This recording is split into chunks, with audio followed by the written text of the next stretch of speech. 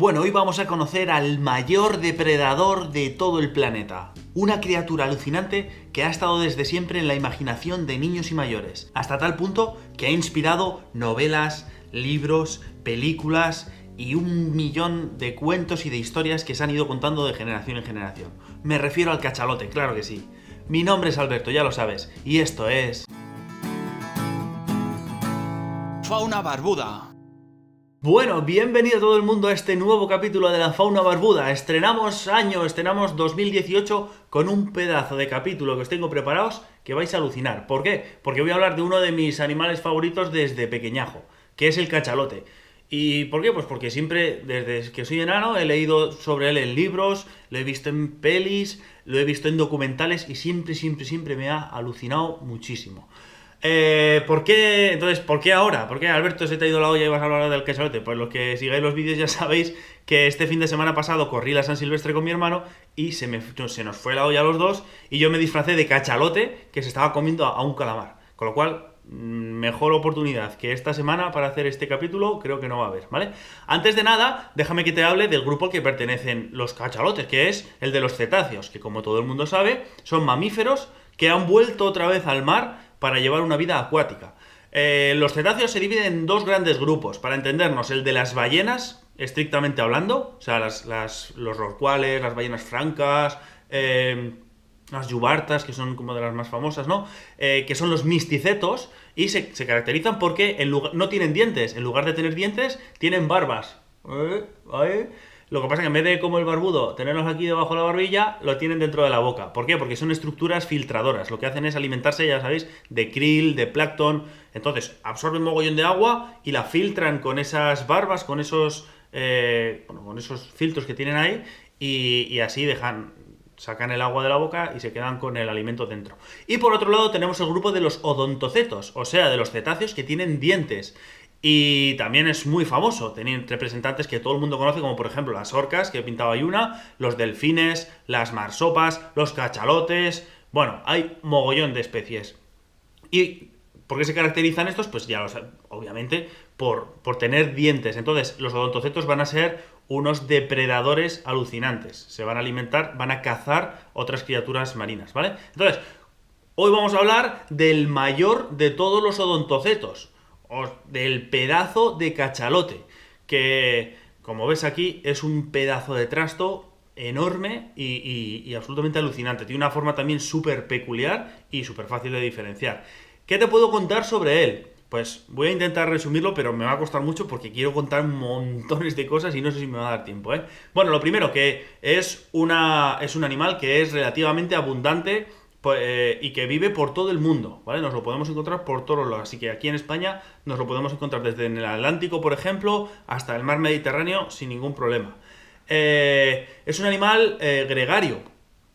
Suelen vivir también en grupos, lo que pasa es que tienen una estructura social un poco compleja, vamos a decirlo así, de grandes grupos, suelen vivir unas pocas decenas de grupos, lo que pasa es que como se suelen mover, pues suelen ser grupos de hembras adultas con individuos jóvenes o con machos jóvenes. Los machos grandes se mueven a otros sitios para buscar arenes. Bueno, es un tema fascinante del que te recomiendo también que leas o que busques por ahí, porque es súper curioso y a mí me llama muchísimo la atención. Que es, quizás lo más llamativo del cachalote, es que, como decía antes, es el mayor depredador de la Tierra. O sea, es el animal depredador más grande que hay, ya no solo sobre la faz de la Tierra, sino en el mar también, ¿no? Y que su alimentación está casi exclusivamente basada en calamares. A mí mira que me gustan los calamares con una cervecita, pero de vez en cuando, ¿eh? Tampoco es para estar todo el día. El cachalote, sin embargo, sí que está ahí, se alimenta casi exclusivamente de ellos. Lo tipiquísimo ahí, lo que todo el mundo, la imagen que tiene todo el mundo del cachalote es en las profundidades cazando hay un pedazo de calamar gigante, el Architeuthis, famoso, ¿no? Lo que pasa es que, bueno, eso sale así como, es muy documental de la BBC, pero en realidad se alimentan de muchísimas especies diferentes, no solo de calamares gigantes. Y esto le lleva, por ejemplo, a tener una faceta de su biología que también me llama mucho la atención, que es capaz de sumergirse a profundidades totalmente surrealistas casi, ¿Por qué? Porque recordemos que los cetáceos son mamíferos, entonces tienen que salir a la superficie a respirar. Y para un animal que vive entre la superficie y la profundidad del agua, no sé si alguno es buceador, pero si lo sois o si conocéis alguno, el asunto este de meterse, de estar para arriba, para abajo, para arriba, para abajo, es muy complicado y desde el punto de vista del organismo es súper delicado, ¿vale? Entonces tiene unas adaptaciones alucinantes. Es capaz de sumergirse a más de 1 kilómetro, kilómetro y medio de profundidad, y que además hay total oscuridad, y baja allí, pues eso, a buscar comida, a buscar a los pedazos de calamares que hay por ahí abajo viviendo. Es una especie también que es migradora. Los cachalotes hacen grandísimos movimientos migratorios, como muchísimos de los cetáceos, y entonces, ¿qué es lo que hace? En verano se va a las zonas en las que suele hacer más frío durante todo el año, que es, se suelen ir hacia los polos, sobre todo los machos más grandes, que son los más valientes, y se van hasta allá. Y luego en invierno, que es cuando peor se está, digamos, o cuando peores condiciones hacen, se van desplazando otra vez hacia los trópicos, hacia las zonas de mares tropicales, que las aguas pues son más agradables para estar en invierno, ¿no? Bueno, y como siempre, vamos a contar un poquito cuáles son las amenazas de estos bichos. Pues durante siglos ha sido la industria ballenera, por supuesto. El cachalote tenía muchísimas partes de su cuerpo, digamos, que se podían aprovechar y que se utilizaban en un montón de sitios diferentes, no solo para alimentación, sino para fabricar también un montón de cosas, y eso le costó pues que durante muchos siglos se pescasen mogollón.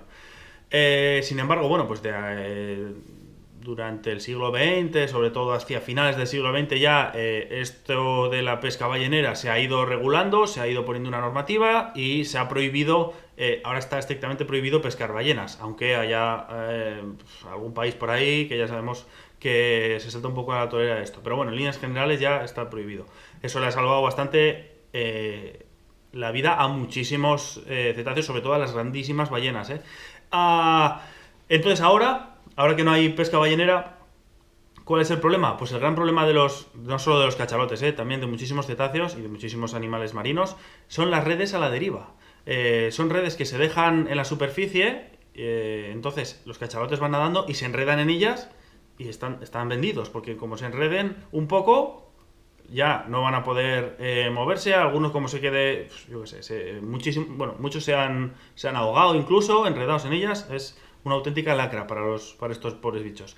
Y también la contaminación de las aguas, que ya no sé ni cómo decirlo. Hay tanta porquería en el mar, está tantísimo, o sea, está tan lleno de porquería que creo que no hay un solo organismo marino que no tenga pues trazas de porquería, de algún metal pesado, de plástico, vete tú a saber, ¿no? Entonces, se han encontrado, por ejemplo, restos de plásticos en estómagos de muchos de estos cachalotes que estaban muertos, que aparecen varados en las playas o en las costas, y eso pues hace que pensar, ¿no? Bueno, en fin, pasamos. Vamos a identificar un cachalote. En líneas generales, yo creo que es de los cetáceos más fáciles de identificar. ¿Por qué? Lo primero, porque es un trasto enorme, tan grande que es del tamaño de casi 2 autobuses. O sea, los machos grandes llegan casi a medir 20 metros.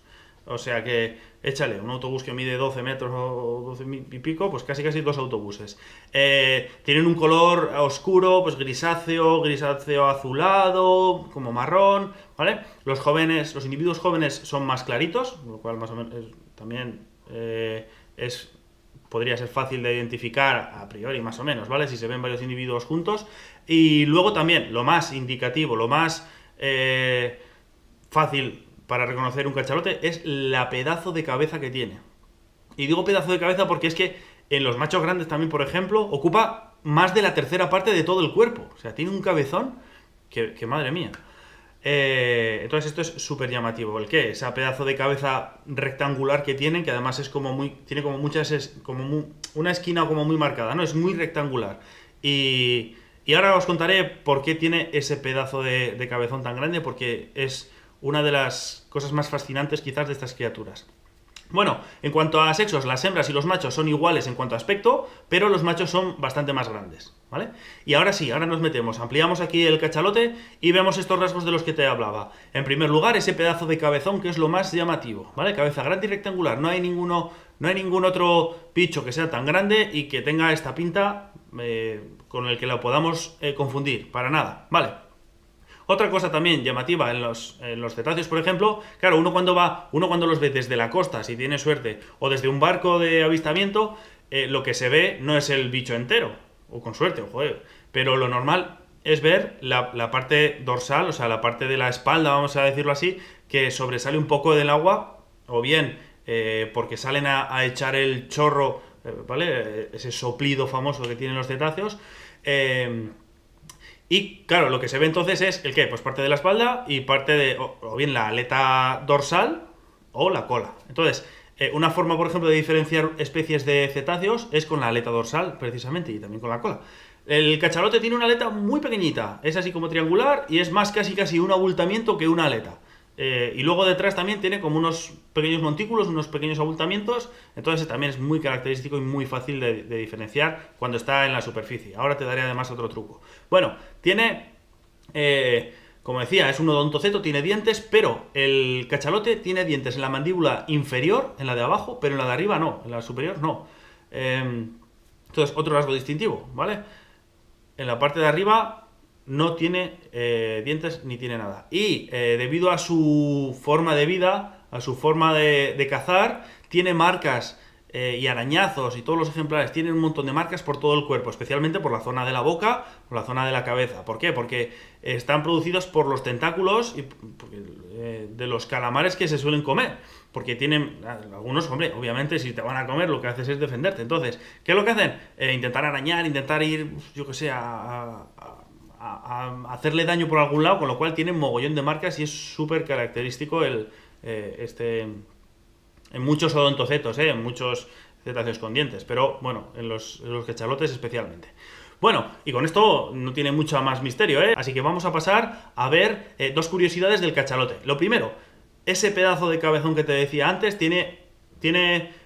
esconde un secreto muy peculiar. ¿Cuál? El órgano de Spermaceti, que se llama. Entonces, ¿por qué tienen esa cabeza tan grande? Porque en realidad es un lugar de almacenamiento de aceite. Los cachalotes ahí encima, en todo ese cabezón que tienen, guardan más de 2.000 litros de aceite, Fijaos que se dice pronto, 2.000 litros de aceite. ¿Y para qué tienen ese pedazo de repositorio ahí de aceite? Pues no se tiene seguridad al 100%, ¿vale? Esto es una cosa además que me parece súper curiosa, y es que no hay un consenso en la comunidad científica sobre para qué sirve ese órgano del Spermaceti. Hay científicos que dicen que ese aceite, el cachalote lo utiliza para regular su flotabilidad, ¿vale? Lo puede calentar o enfriar a placer, con lo cual cambia su densidad, y cuando su densidad baja, el cachalote sube para arriba. Cuando la densidad aumenta, el cachalote su densidad es mayor que la del agua, con lo cual baja para abajo, y así puede controlar mejor, pues eso, cuando baja tan profundo a buscar calamares. Y por otro lado, también hay autores que dicen que eso es un pedazo de órgano de ecolocación. ¿Y qué es esto de la ecolocación? Para entendernos, es un sonar, es un aparato que utilizan para detectar, vamos a decirlo así, para ver en la profundidad del océano donde no hay nada de luz, ¿vale? Entonces, ven como los murciélagos, por una especie de sonar que tienen ahí. Entonces, ¿qué es lo que hacen? Emiten un sonido y luego reciben el eco y pueden calcular pues la distancia a la que se encuentra un objeto, lo grande que es, si se está moviendo, si no se mueve, tal, un montón de cosas. Entonces, o bien les sirve para no chocarse en las profundidades pues con algún montículo, con la parte del fondo, con lo que sea, o bien para cazar calamares. Entonces, pues eso, va emitiendo constantemente sonidos, que también es un mundo de esto, de los sonidos de los cetáceos en general y de los cachalotes en particular. Si puedes, busca y infórmate, porque es la leche. Y entonces, ¿qué es lo que hace? Pues eso, emite ese sonido y pues puede literalmente ver, como digo, a partir de unas pocas decenas de metros por debajo del mar, no se ve absolutamente nada, es como estar con la luz apagada. Entonces le sirve para cazar. Bueno, y otra cosa también muy curiosa y particular del cachalote es que el espiráculo, que es ese agujero, permíteme decirlo así, por el que respiran, porque como decía, los cetáceos necesitan respirar aire, aunque vivan en el mar, Ese agujero, que es por el que sopla ese chorro famosísimo de las ballenas, de los delfines, de todos los cetáceos, lo tienen al final de la cabeza y en la parte izquierda. Con lo cual, una de las maneras de identificar un cachalote, por ejemplo, cuando está en el mar y solo ves la parte de arriba, como decía antes, es que el chorro sale de la parte más adelante, vamos a decirlo así, de la parte más frontal, y sale disparado hacia la izquierda. Entonces, no hay ninguna otra especie también que lo tenga así. Lo tienen o más atrás, o más centrado, o tiene doble. Bueno, se pueden diferenciar, como decía antes, cetáceos por el espiráculo, o sea, por el chorro, por el soplo que se le llama, ¿vale? Bastante peculiar, ¿no te parece? A mí esto me llama mogollón la atención. Bueno, te voy a recomendar esta semana que si te quedas con ganas de conocer más sobre los cachalotes, porque yo, como digo, me pegaría aquí toda la tarde hablando sobre ellos, te leas este articulito que te dejo aquí, que además a mí me ha flipado. Yo me lo he leído y me ha encantado. Es de la revista Galemis, que es la revista de la SECEM, de la Sociedad Española para la Conservación y Estudio de los Mamíferos. Toma, te lo he dicho a la primera. Y que es el órgano de referencia, vamos a decirlo, en España en cuestión de mamíferos, ¿vale? Entonces, léete este articulillo que hacen ahí una descripción buenísima, a mí ya te digo, me ha flipado y cuentan muchas más curiosidades que yo me he dejado en el tintero porque no da tiempo, porque me salen unos pedazos de vídeos larguísimos y luego aquí se me duerme el personal. Bueno, que hasta aquí hemos llegado, que espero que te haya gustado. Si es así, ya sabes, dale a me gusta ahora mismo mientras estás viendo el vídeo y déjame un comentario, por favor, si alguna vez alguien ha visto un cachalote en vida, si alguna vez, pues yo que sé, habéis leído libros o alguna historia sobre cachalotes, que Moby Dick, por cierto, Moby Dick está basada en un cachalote de verdad, era un cachalote, en un cachalote albino, que de hecho se llamaba Mocha Dick, y esa inspiró para escribir la novela de Moby Dick, es flipante. Bueno, como os decía, escribid un comentario, por favor, con alguna anécdota que tengáis con estos bichos, ¿vale? No os digo más, os espero este domingo. Cuidado que viene el segundo capítulo del blog Geomarinero, pedazo de sitio guapísimo en el que estuvimos los barbudos, que es el Flits de Zumaya, una pedazo de formación que parece de otro planeta. ¿Cómo se terminan aquí los vídeos? A la 1, a la 2 y a la 3. ¡Vamos!